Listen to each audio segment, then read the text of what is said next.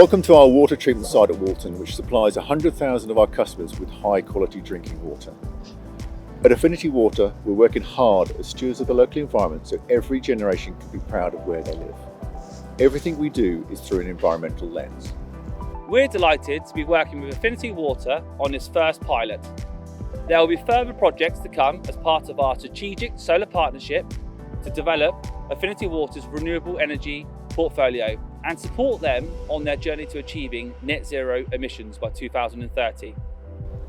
Behind me, you can see the first project, which is to install 1,216 solar panels.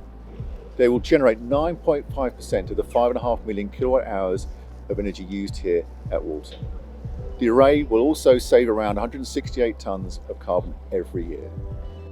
It's a fantastic first site to be working on, and we're really pleased with the progress so far.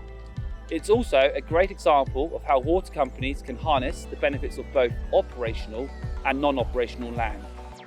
Small pockets of land like this can help unlock renewable energy generation, revenue and efficiencies. This will be the first of many projects across our sites. In our plan, we have committed to reach net zero operational emissions by 2030 and also improve our energy efficiency. In working with HBS New Energies, we had the expertise on board to deliver, and I'm looking forward to progressing the next phases of our plan in the months and years ahead. Tackling climate change and reaching net zero is one of the biggest challenges the world faces, and our customers and our communities are looking to us to see what we are doing to achieve it.